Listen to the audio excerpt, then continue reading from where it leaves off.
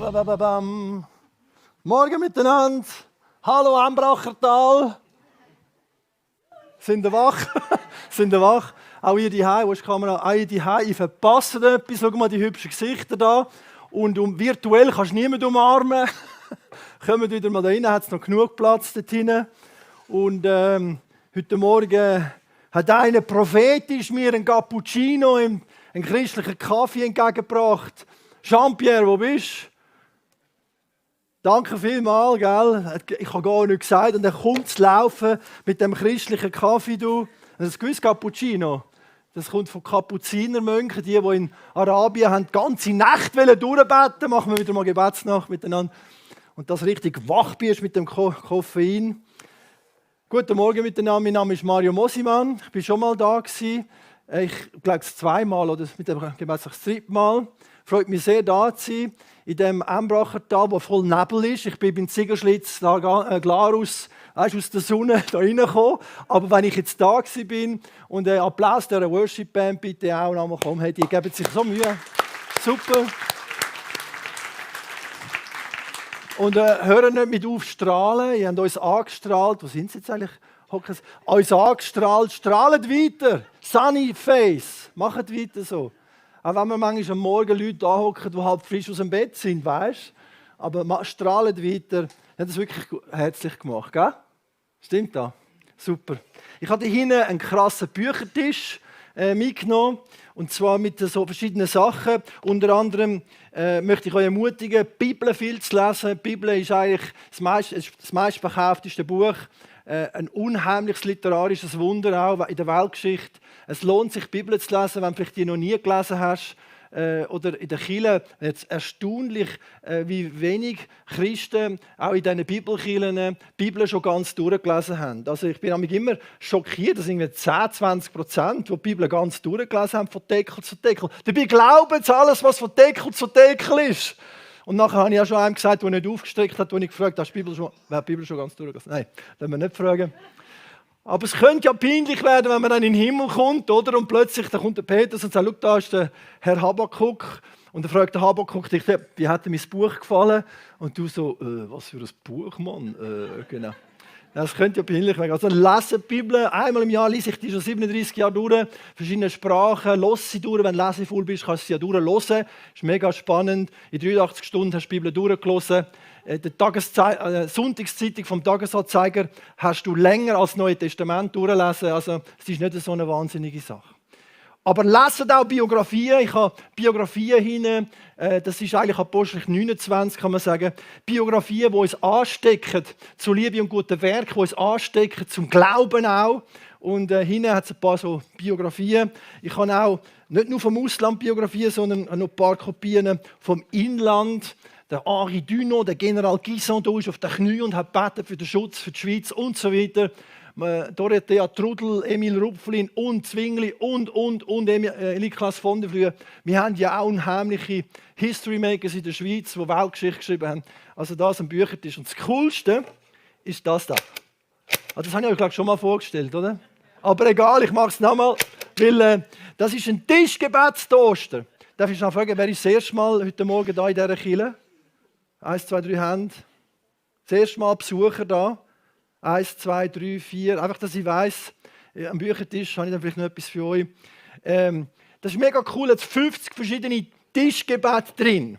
Weil die Leute beten eigentlich oft immer nur das Gleiche vor dem Essen. Und ich stelle mir so Gott vor im Himmel, so Mario, okay, krass, schon wieder das gleiche Gebet. Redest du mit deiner Frau immer das Gleiche? Weißt du, sagt die Frau irgendwann, hey Schatz, gibt es mal etwas anderes, als nur immer von der Arbeit reden? Und dann haben wir mal 50 verschiedene Dank oder Loben Gott vor dem Essen, dass ihr das gut verdauen könnt, dass ihr überhaupt etwas zu essen habt. Also danke vor dem Essen.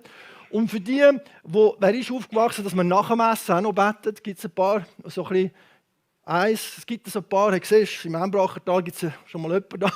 Wir führen jetzt die Seite wieder ein. Wir fangen jetzt das wieder an, da im Unterland vom Kanton Zürich, dass man nach dem Essen auch noch betet.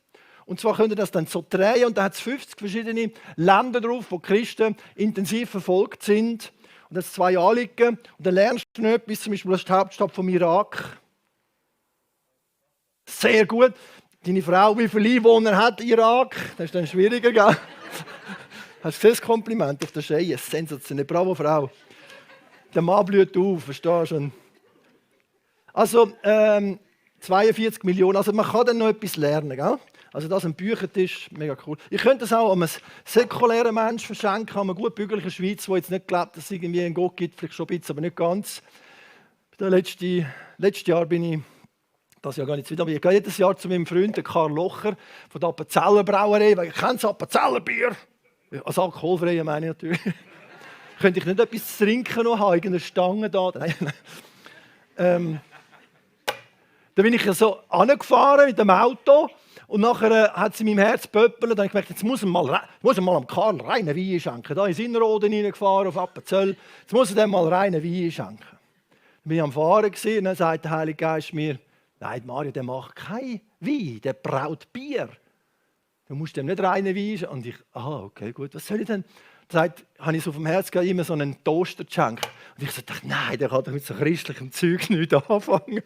Dann bin ich so ins Büro reingelaufen und gesagt, «Hoi Karl, ich habe dir noch ein Geschenk. Da, schau da.» Und dann sagt er, «Wo ist das?» «Hey, das ist ja super, das kann ich gut brauchen, jetzt weiss ich, was machen mit meinen Jungs am Tisch.» Mega herzig. Also ihr könnt da für die Weihnacht hier eindecken. Gut.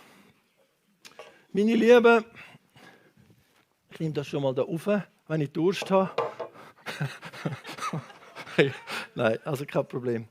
Ich möchte mit euch etwas anschauen. Und zwar das Erste ist ein bisschen ein Abriss geben, den ich schon mal gemacht habe. Aber ich möchte immer wieder ein bisschen euch auf aktuellen Stand behalten, was ein bisschen weltweit eigentlich abgeht. Manchmal hören wir das nicht so in den Medien. Das bin ich. Übrigens, der 5 Enkel, du, ist schon gekommen. Die links unten, da, schau mal, die da. Der Romy. Und 30 Jahre geheiratet mit dieser Frau. Und sie hat da gerade in der Nähe im August geheiratet. Gott ist treu und Halleluja. Wir sind in verschiedenen Ländern aktiv. Ich möchte euch kurz einen Abriss geben. Meine lieben Christen sind verfolgt. Im rein letzten Jahr sind 14'000 Kirchen abgerupft, abgebrannt, geschlossen und so worden.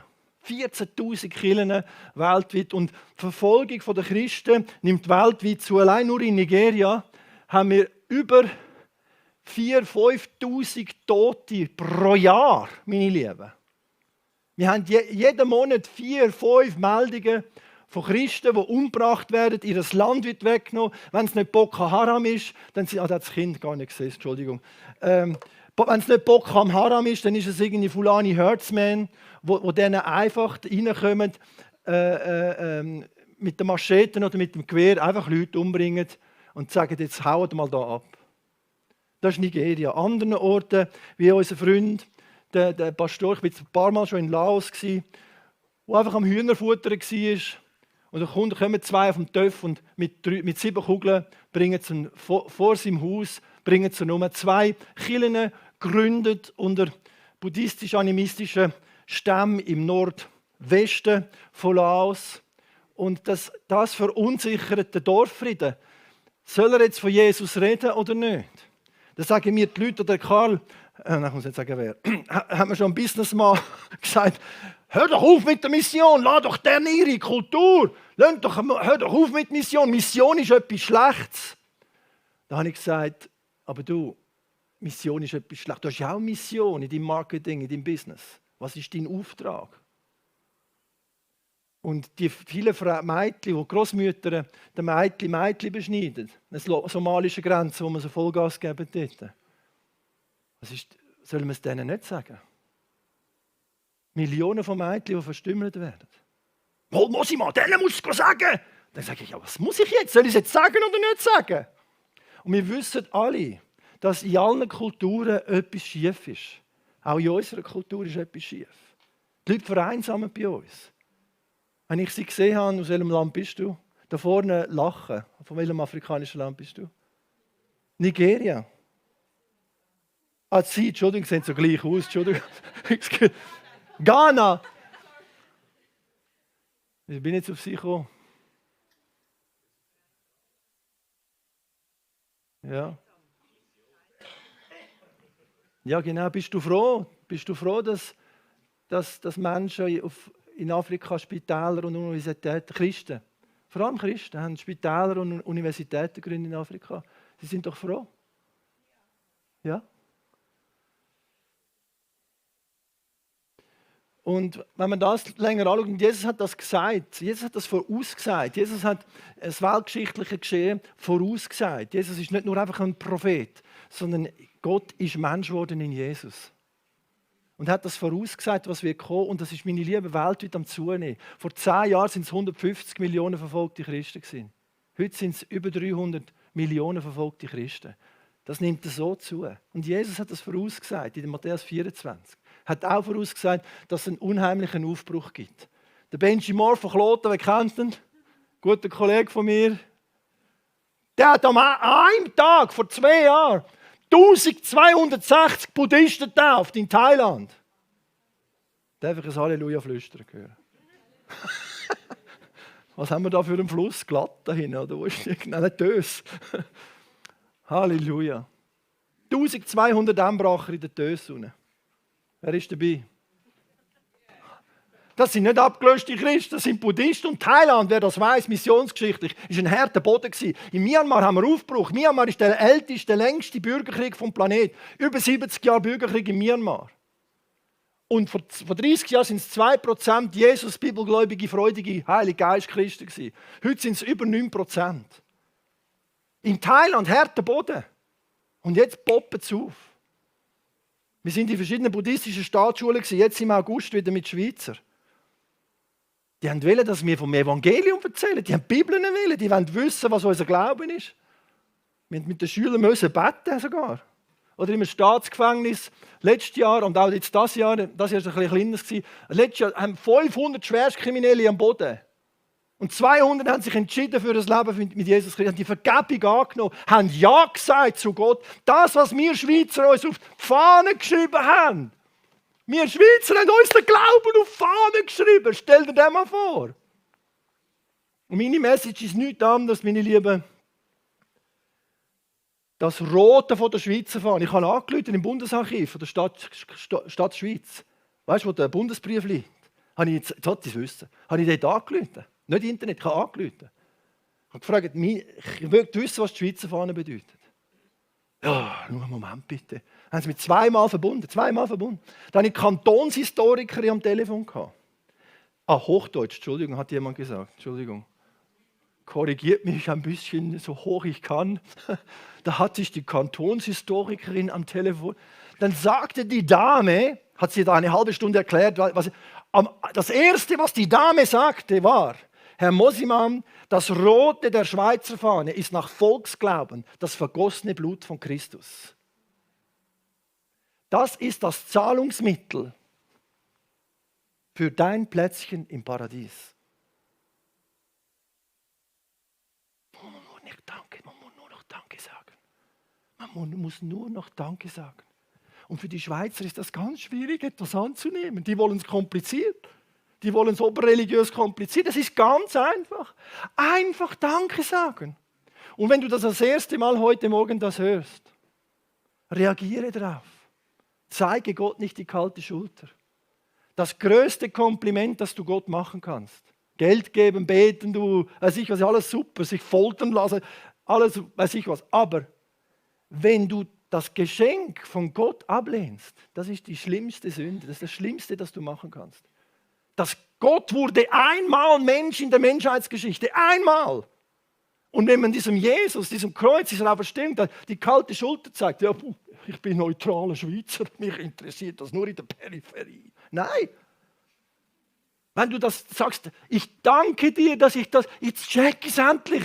Der Mosima oder der Phil oder andere haben das 100-mal gesagt, jetzt check es endlich. Danke, Vater, für Jesus. Danke, Gott, dass du Mensch geworden bist. Danke, dass du mich verstehst. Ganz einfach. Und das simple Danken, das simple Einklinken, gibt dir eine Ewigkeit. Gibt dir eine Beziehung zum Himmel, gibt dir eine Beziehung zum Vater, gibt dir Ressourcen für deine Ehe. Ich wüsste, ich wäre, glaube ich, heute geschieden, hätte ich Jesus nicht in meinem Leben. Weißt du wieso? Ich habe ihm Dampf ablassen. Ich muss es nicht bei der Frau ablassen. Ich kann in den Wald gehen und sagen, Jesus, also die nervt mir eine Frau und weiß ich was alles. Und dann gehe ich mal mit einer ganz anderen Haltung zu meiner Frau und sage, Schatz, da stimmt etwas nicht in unserer Ehe, oder? Und meine Frau macht das Gleiche. Eine unheimliche Ressource für die Ehe. Eine unheimliche Ressource für das Business. Als ich Hotelier war vor 8 Jahren, hey, Vater, gib mir mehr Logiernächte, gib mir Umsatz. Und im Euroloch 2014, der Euro war im Keller. Wisst ihr noch, von was ich rede? Heute ist er ja sowieso auch im Loch, aber da zitterte die ganze Schweiz, Exportindustrie, oh, keine Gäste kommen mehr in die Schweiz gehen ins Ausland in die Ferien, was mache ich als Hotelier? Ich hatte ein Rekordjahr im Euroloch. Wir hatten ERFA-Sitzung am Schluss des Jahres, die anderen Hotelier haben gesagt, hey, fromme Mafia, was machst du da genau? Ich sage, nein, wisst, ich habe es vor allem gesagt, 14 Hoteliers aus dem Bezirk Marcantone. Was hast du gemacht? Was hast du gemacht? Da habe ich nur gesagt, hey, Anfangsjahr habe ich gezittert wie ihr auch. Aber dann habe ich nicht mal richtig beten können. Ich habe meine Frau und die Rezeptionistin nervös gemacht und weiß ich was alles. Aber dann plötzlich nach 14 Tagen bin ich auf die Knie und habe gebetet. Auf die Knie, wirklich, das bringt es im Fall. Also auf die Knie. Und da habe ich gebetet und hat Gott zu mir geredet. Ihr werdet ernten, wo ihr nicht gesät habt. Johannes 4. Oh, danke. Und dann gab es Reservationen, spontane Gruppenbuchungen, weiß ich was alles. Es war nicht ein Vulkanausbruch in Island. Ich weiß es nicht mehr genau. Am Schluss des Jahres Rekordjahr. Und Gott ist treu, meine Lieben. Kommt mal an einen Einsatz mit. Ich gehe jetzt in Kosovo. Ich habe noch Platz, eine Woche vor Weihnachten, Weihnachtspäckchen verteilen. Kommt mal in dieses islamische Land. Der Erdogan will sein ottomanisches Reich in Europa erweitern. Hat jetzt dort die größte Moschee ist er am Bauen. Für 83 Millionen hat er investiert. Die größte Moschee in Europa, in Pristina. Und kommt mal mit, beten wir dort und verteilen Geschenkli. Ich habe noch Platz. Also, das Thema heute Morgen, wieso gibt es Verfolgung? Wieso gibt es Verfolgung?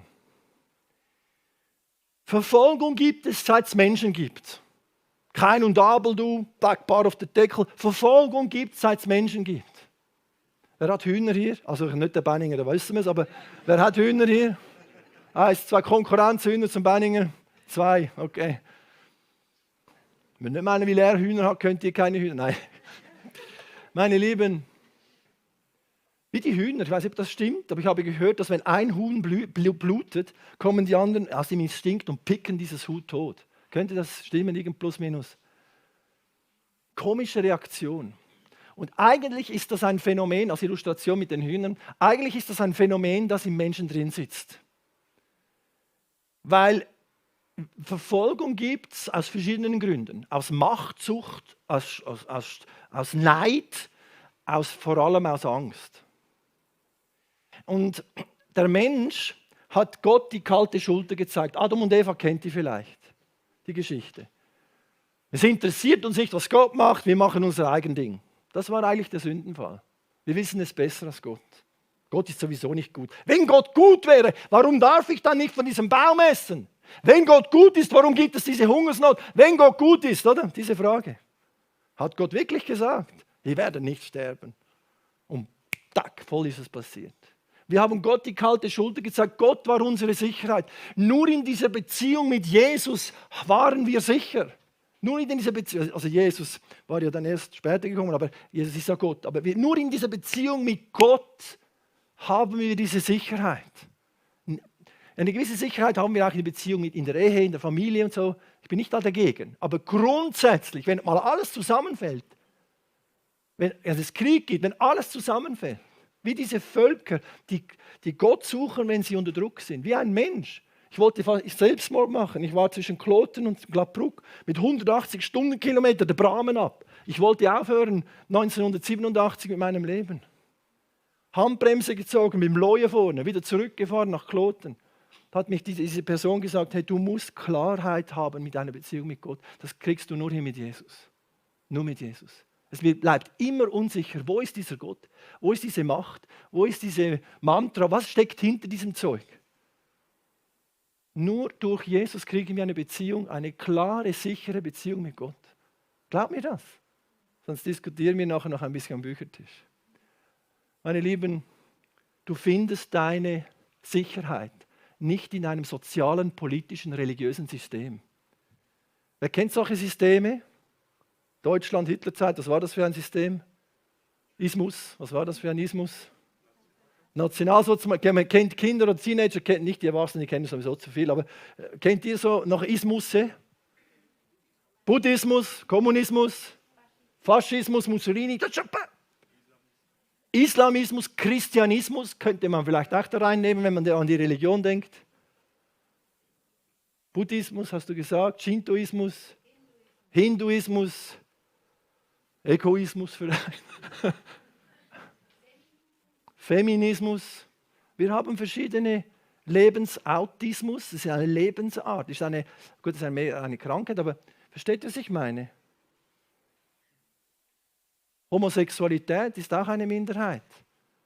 Leprakranke waren auch eine Minderheit in Israel, die waren verbannt. Es gibt so verschiedene Minderheiten, die schon immer verfolgt waren. Warum ist dann eine Minderheit verfolgt? Juden, Antisemitismus. Warum sind die verfolgt? Und es gibt eine soziologische, menschliche Erklärung, es gibt auch eine geistliche Erklärung. Aber die menschliche Erklärung ist nichts anderes, dass so Minderheiten, die nicht so denken wie wir oder wie die, verunsichern ein Glaubenssystem, verunsichern unser gesellschaftliches System. Und wenn wir verunsichert sind, was machen die Hühner?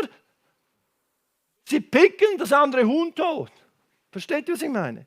Also in Nepal zum Beispiel haben wir ein Schweizer Team geleitet, die nach Nepal waren, da in den Bergen, weiß ich was. Auf alle Fälle in Nepal war ein Dorf.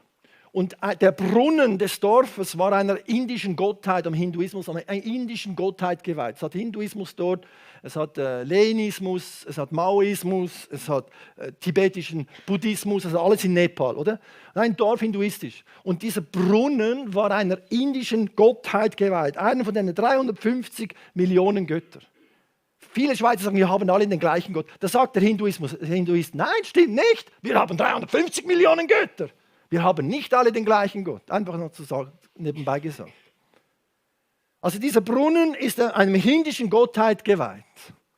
Jetzt, wenn einer sich entscheidet in diesem Dorf, wo alle Hinduisten sind von der Tradition, ich folge Jesus nach, ich beuge mich nur vor Jesus. Vielleicht sagst du, ja, man könnte sich vor der Tradition beugen. Nein, das ist ein Geist dahinter.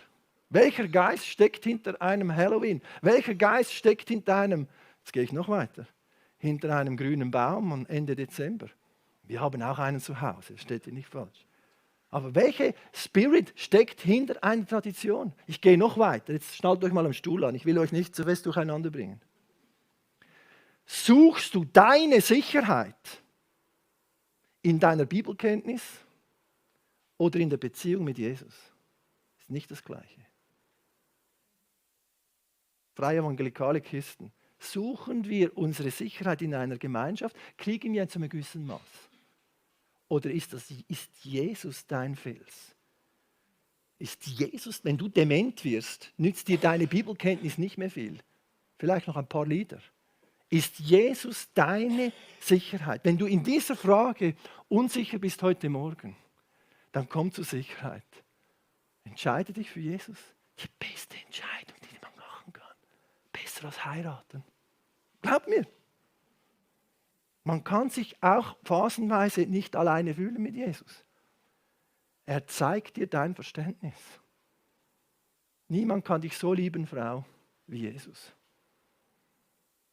Niemand kann dir so Respekt und Glaube und Ehre zeigen, Mann, als Jesus. Und dieser Brunnen ist der indischen Gottheit geweiht. Der Christ verneigt sich nicht mehr. Dann darf er kein Wasser nehmen von diesem Brunnen. Er muss 2 Kilometer laufen. 2 Kilometer mit 2 mal 30 Kilo schweren Kanister. Ich bin 500 Meter, nicht mal 400 Meter gekommen. Tag, Game Over muss ich machen. Gut, ich bin ein bisschen Weichei. Nicht so wie der Benninger. Ah gut, du gehst mit dem Traktor. Meine Lieben, das ist ein Leiden, das ist eine Art Verfolgung. Was macht dieser Christ? Er verunsichert diesen Dorffrieden. Wenn sie im Oberrheinbrach plötzlich ein Minarett anstellen und rumgewackert, was machst du? Du hast auch ein Problem. Nimmst du den Traktor hinführen? Ja, aber wir haben das verunsichert und das ist auch ein Grund, menschlicher Grund, dass man verfolgt ist. Aber es gibt auch einen geistlichen Grund. Und daraus eben Angst, Rassismus, ethnologische, politische, religiöse Gründe. Und meine Lieben, das ist effektiv so. Gott hat den Menschen gemacht nach seinem Bilde. Und nach seinem Bilde schuf er ihn, nach Mann und Frau. Und die Beziehung, jetzt brauche ich eine Eva. Kannst du nicht schnell kommen? Oh, du bist schwanger. Kleinere Eva.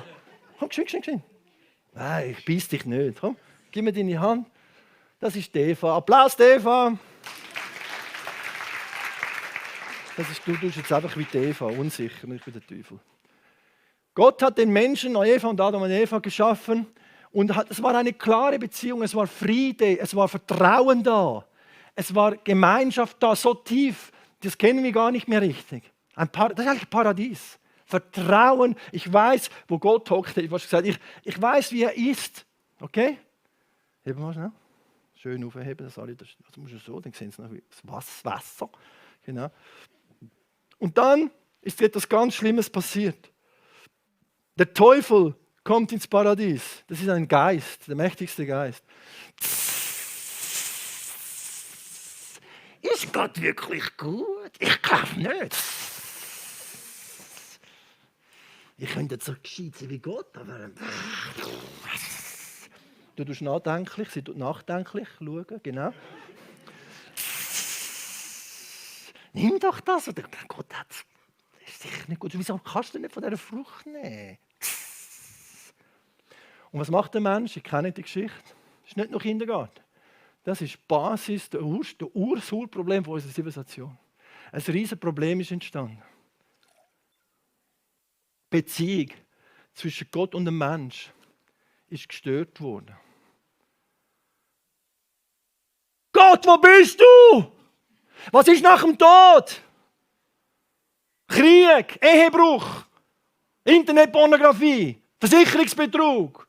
Gott, wo bist du? Ich komme zu kurz. Was ist nach dem Tod? Was ist richtig? Islam, Christentum, was ist richtig? Wer gibt mir die Sicherheit? Wo bist du, Gott? Ich bin einsam. Zwischen Eva und Adam war genau das Gleiche. Ich bin einsam, was soll ich machen? Ich habe keinen Sinn im Leben. Wir sind Weltführer in der Selbstmord in der Schweiz. Du kannst gesund dich anmelden bei Exit. Gott, wo bist du? Musst du wieder heben? Und dann steht es da. Applaus, Eva.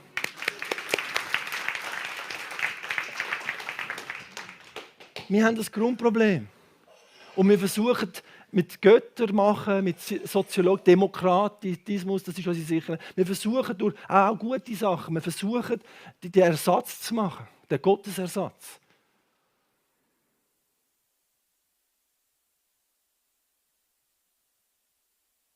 Gott kennt unser Problem. Gott kennt deine Einsamkeit. Gott kennt dein Grundproblem. Das kann dir kein Mann geben und keine Frau und kein homosexueller Partner.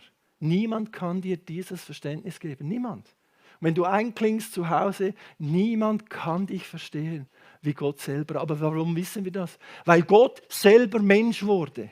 Mach mal so. Mach mal so. Gott wurde da, klübe ein bisschen. Gott wurde 100% nicht ein Supermensch. Gott wurde 100% Mensch. Er hat seine Allmacht, seine Allwissenheit, seine Allgegenwart verlassen. Das Paradies verlassen und ist nicht ein powervoller Engel geworden. Er ist nicht ein Engel geworden, sondern ein Mensch geworden. Das ist das Gleiche, wie wenn du nicht ein Tier bist, sondern ein Blumenkohl, um Blumenkohl zu retten. Er hat sich so runtergelassen, hat das Paradies, diese Herrlichkeit sowas von verlassen, weil er zu uns gekommen ist als ein kleines Kind an Weihnachten. Hat die Windel gemacht, hat Hunger gehabt, war müde und Gott wurde Mensch und kam in unsere Welt. Aber die Welt hat es nicht gecheckt. Aber wenn ein Mensch sagt, danke Gott für Jesus, dann wird es wieder klar in der Beziehung. Sag mal Halleluja. Halleluja, meine Lieben. Das ist die wunderbarste Nachricht. Gott hat unsere Sünden ganz vergeben. Auf Golgatha vollbracht ist es. Und wenn jemand dir ins Ohr flüstert, du solltest doch noch ein bisschen mehr. Das ist ein Irrgeist. Gott hat die Sünde getilgt. von der ganzen Welt. Hat sich versöhnt. Gott hat mich durch Christus im Korinther die ganze Welt mit sich versöhnt. Habt ihr noch Fragen? Gott ist für euch. Hat alle, wir müssen nur noch einklinken. Wir müssen nur noch flüstern, danken. Wir müssen nur noch Danke sagen. Wir müssen nur noch sagen, Herr, denk an mich, wenn du in dein Reich kommst. Das reicht. Und was sagt Jesus dem? War er in der Embracher FG? Hat er die Bibel gelesen?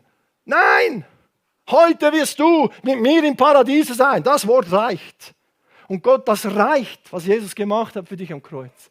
Und wenn du das nie richtig gecheckt hast, heute Morgen, mein lieber Freund oder Kollegin, dann mach klare Sachen mit Jesus. Verlasse alle auch religiöse Sicherheiten. Jesus ist nicht eine religiöse Sicherheit. Jesus ist viel mehr. Jesus ist dein bester Freund, dein bester Liebhaber. Und er kann dir wirklich das Verständnis geben. Und ich möchte etwas noch kurz geistlich erklären. Und zwar, haben wir noch 12 Minuten. Das älteste Gebet der Christen, dein Reich komme. Kennt ihr das, oder? Das Maranatha, das steht auch am Schluss der Bibel. Herr, komme bald. Und im Korinther Maranatha, Herr, komme bald. Oh, kennt ihr etwas? Das Reich der Menschen. Hier unten sind wir, oder? Seit es Menschen gibt, das ist unser Reich. In diesem Reich haben wir alle diese Ismusse, unsere eigenen Sicherheiten. Da haben wir Gesetze, da haben wir Zahn um Zahn, Auge um Auge, du, alles da, super aufgebaut, alles super Sache, du, da kommen wir mit dem Gesetz und schlachten die Leute nieder und so weiter. Oder? Das ist unsere Welt. Und unsere Welt hat ein gröberes Problem. Meine Welt hat ein gröberes Problem. Nicht die Bösen in Israel, weiß ich wo, Hamas oder... Ich habe ein Problem. Ich drehe mich um mich selber. Aber wenn Christus in mein Leben kommt, beginnt sich alles um ihn zu drehen. Immer mehr, in jedem Bereich meines Lebens. Und es ist so schön, frei zu sein von sich selber. Gibt fast nichts Schönes. Also, das ist das Reich dieser Welt. Und dann ist der Schöpfer gekommen, einmal in der Geschichte, und wurde Mensch. Sagen wir zusammen Halleluja. Halleluja. Gott wurde Mensch. Er hat nicht einfach einen Prophet geschickt für die Drecksarbeit. Und wenn ihr mit Schweizer redet, fragt ihn mal, glaubst du, dass Gott Liebe ist? 80% der Schweizer sagen, ja, wenn es einen Gott gibt, dann ist ein Gott der Liebe. Okay. Die Liebe macht die Drecksarbeit. Liebe schickt nicht irgendwie einen Sohn oder irgendeinen Prophet oder so. Liebe kommt selber und macht die Drecksarbeit. Darum ist Jesus Gott. Gott wurde Mensch in Jesus und hat unser Dreck ans Kreuz genommen. Ist gestorben, 3 Nächte und 3 Tage im Grab, im Schoß der Erde. Und kam und lebt wieder und hat unsere Egoismus, unsere Sünden, unsere Ignoranz, hat er ins Grab genommen und schenkt dir ein neues Leben. Und Gott selber ist Mensch geworden und er beginnt ein neues Reich. Da ist ein neues Reich. Da haben wir draus bis jetzt, hochtheologisch. Aber es hat mir super geholfen, die Bibel ein bisschen besser zu verstehen. Und hier unten ist der Mosima oder der Phil oder jemand. Ich mache jetzt mal ein halbes Mile. Dann kann man ein ganzes Mile. Kann man. Leben ist ja nicht nur irgendwie Krieg, es hat auch viele schöne Sachen. Aber da bin ich mit mir alleine. Und jetzt hat jemand, so wie ich heute zu dir, gepredigt von Jesus. Und da habe ich das gecheckt. Und da habe ich mich entschieden für Jesus. Ich habe gesagt, komm ich bin mit mir selber zu beschäftigt, komm in mein Leben, sei mein Chef, sei mein Freund. Und dann habe ich die Wiedergeburt erlebt. Ich habe mich auch taufen lassen auf den Namen Jesus, mit dem Heiligen Geist ins Reine gekommen. Und dann werde ich versetzt mit Christus in der Himmelswelt. Jetzt mache ich ein totales Meile da, ein bisschen Haaren auf den Kopf. Da werde ich versetzt, sagt der Epheser, ich werde versetzt mit Christus in die Himmelswelt. Da ist der Körper und ich erzähle halbwegs von Mario und da ist der Geist von Mario. Jetzt schon. Und da beginnt ein neues Reich. Versteht ihr das? Plus minus, versteht ihr das? Das Reich Gottes ist nicht 2 Millionen Kilometer entfernt, das ist 20 Zentimeter über deinem Kopf. Es ist ganz nah. Es ist mitten unter uns. Und da, zwischen diesen 2 Reichen, hat sein hat sein Spannungsfeld.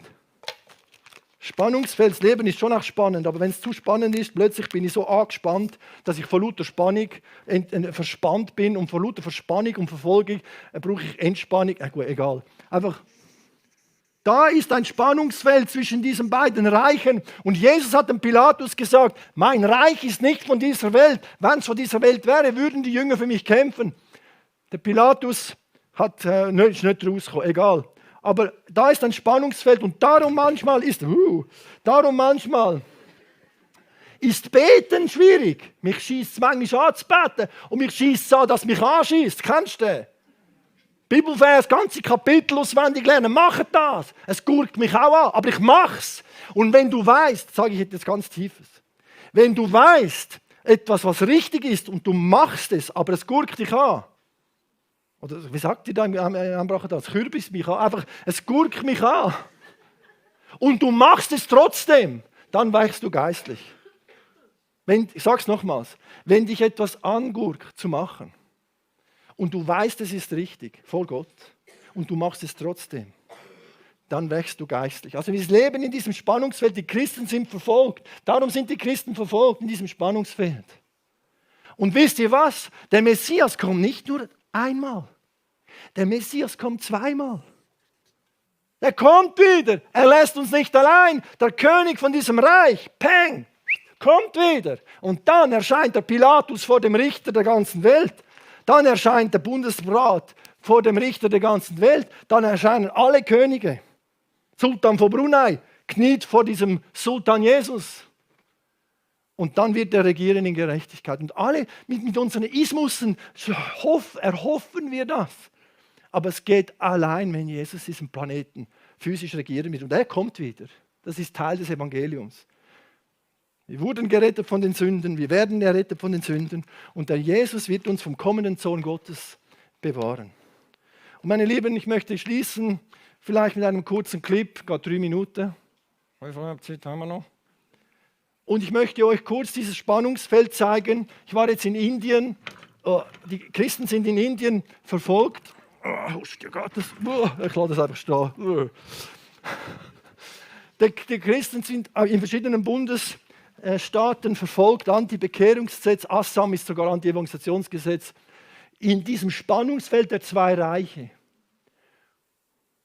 Und dann schließe ich noch mit einem Vers. Ist gut, lass mal den Clip laufen bitte von dieser Familie, dann verstehen wir das ein bisschen besser.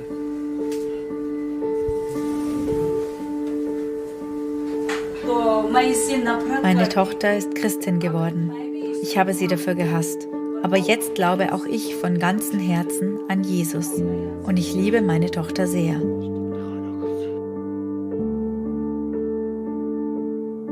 Ich wurde in eine Hindu-Priesterfamilie geboren.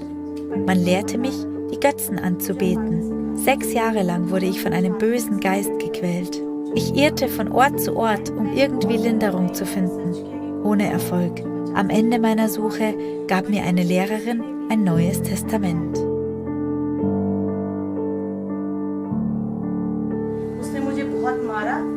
So lange habe ich die Hindu-Götter angefleht und es ist nichts passiert. Aber als ich dieses kleine Buch mit mir nach Hause brachte, veränderte sich alles. Da ist Kraft drin. Der böse Geist verließ mich komplett. Ich fühlte so viel Freude und Frieden, aber von diesem Tag an wurde ich zu Hause verfolgt.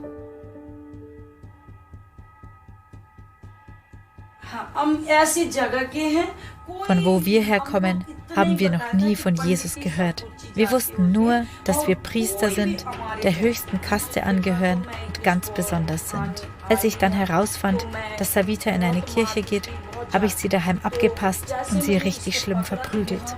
Ich schlug sie und riss ihr die Haare aus, bis sie blutete.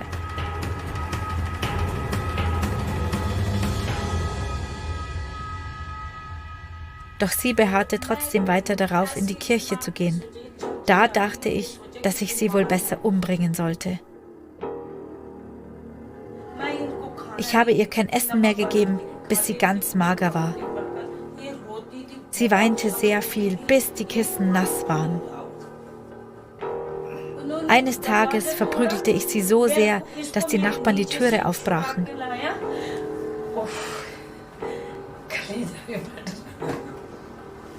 Alle stürzten sich auf mich und hielten mich zurück. Nur so wurde meine Tochter gerettet.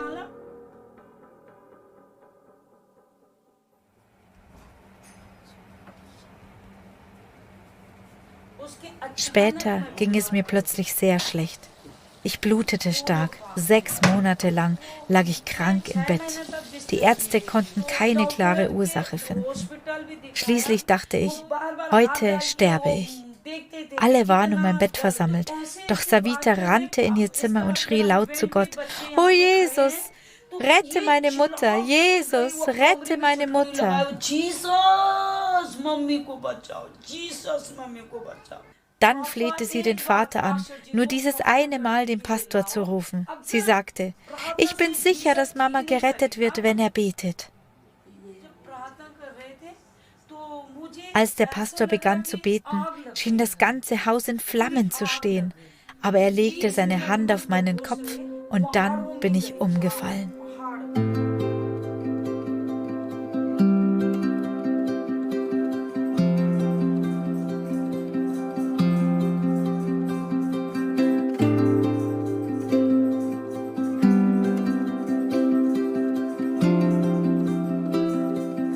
Als ich wieder zu mir kam, fühlte ich mich sehr viel besser und hatte so viel Kraft in meinem Körper.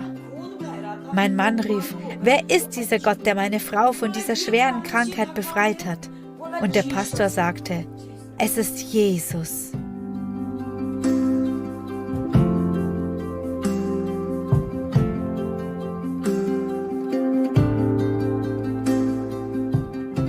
Ich danke dir von Herzen. Durch dich kam dieses große Geschenk von Jesus in unser Leben.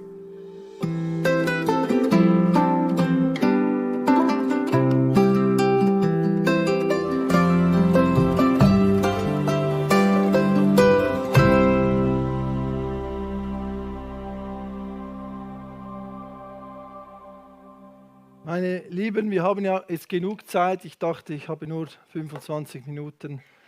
Aber Halleluja, Gott hat die Zeit vermehrt.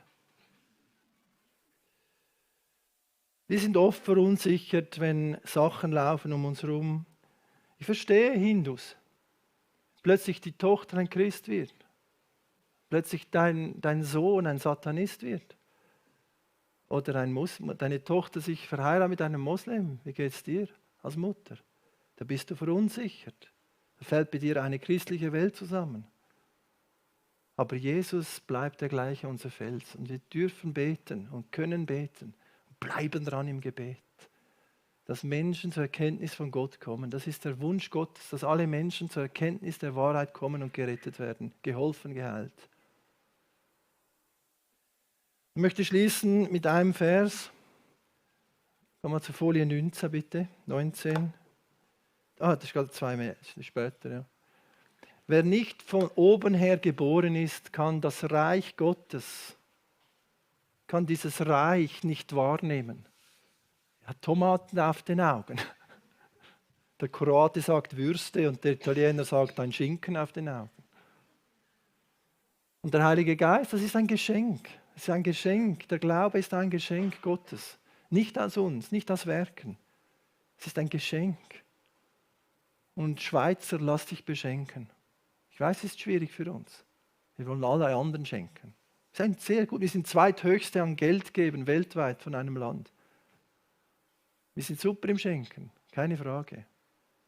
Aber lass dich heute Morgen beschenken mit dieser Sicherheit, die nur in Jesus ist, die nur in Christus ist, die nur in der Beziehung mit Jesus ist. Nicht in deinem... Es gibt Leute, die kennen die Bibel besser als Jesus. Sie ist nur in Jesus zu finden, diese Sicherheit.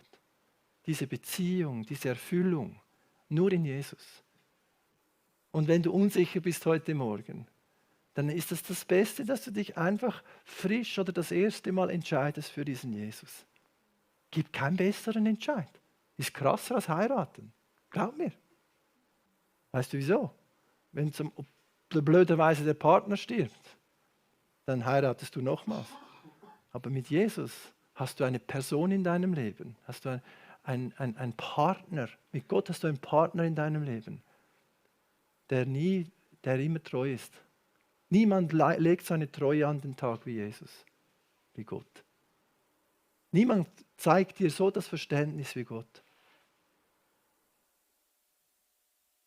Und wir können das erleben, dieses Verständnis. Nicht nur da wissen, Gott möchte, dass wir ihn erleben. Viele werden kommen an jedem Tag und sagen, Herr, Herr, haben wir nicht in deinem Namen unheimliche, fromme Taten getan? Dann sagt der allwissende Richter, der Gott, der Himmel und Erde geschaffen hat, ich habe euch noch nie gekannt, weicht von mir, ihr Übeltäter. Kennt dich Jesus? Kennst du Jesus? Wer kennt Jesus? Come on, wer kennt Jesus? Wer kennt den Putin? aber als ich da beim Kreml war in Moskau, hat es ein Soldat, spazierst du in den Kreml rein, Roger, weil du Putin kennst? Dann sagt er, was ist los? Aber wenn der Putin, der Wladimir aus der Türe kommt, sagt, hey, das ist der German, lade rein, dann spaziert der Roger dort rein. Versteht ihr, was ich meine? Kennt dich Jesus? Darf Jesus dir sein Verständnis zeigen? Darf Jesus dir helfen, deinen Versicherungsbetrug in Ordnung zu bringen? Darf Jesus dir helfen, dich bei der Polizei zu stellen, wenn du etwas Falsches gemacht hast, einen Versöhnungsbrief zu schreiben?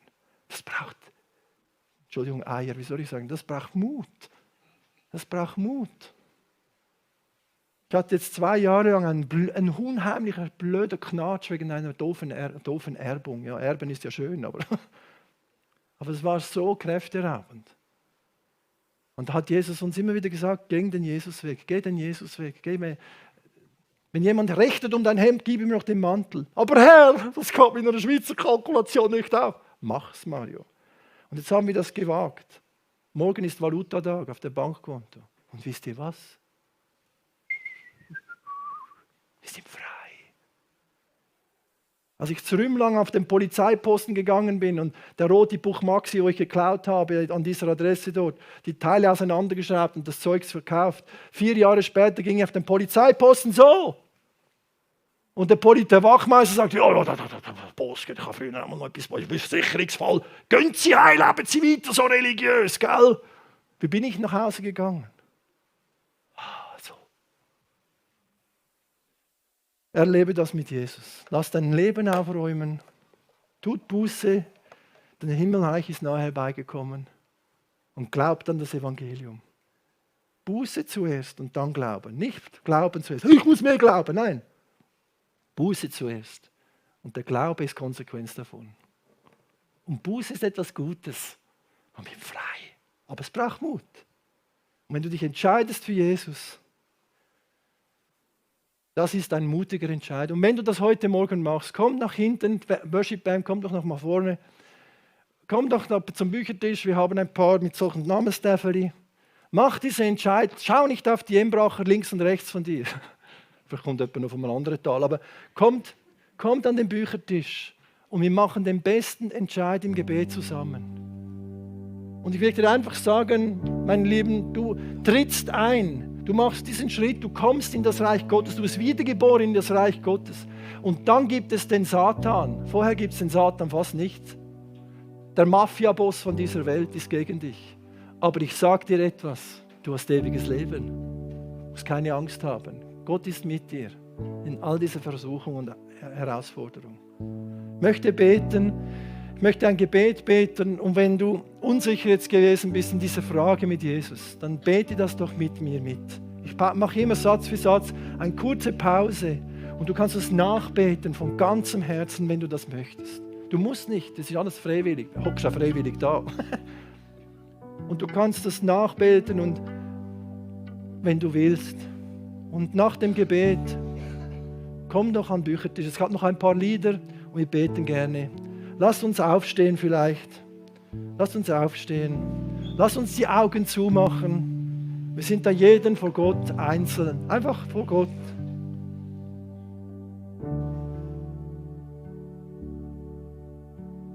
Gott im Himmel. Heute hat es wie irgendwie Klick gemacht bei mir. Danke, dass du zu mir redest.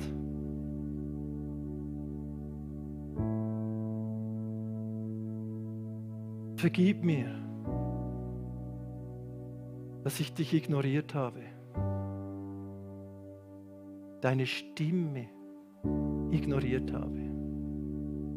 Vergib mir, dass ich dir so viele Jahre schon meine kalte Schulter gezeigt habe. Danke für deine Vergebung vor 2000 Jahren. Danke, Jesus, dass du auferstanden bist. Du sollst mein bester Freund sein und mein Herr. Danke, dass ich zu dir gehöre jetzt. Führe und leite mich, um deinen Willen zu tun. In guten wie auch in schlechten Zeiten. Amen. Wenn du das erste Mal gemacht hast, dann möchte ich dir ein kleines Geschenk geben als ein riesiges Kompliment für diese beste Entscheidung auf dem Planeten. Danke für eure Aufmerksamkeit.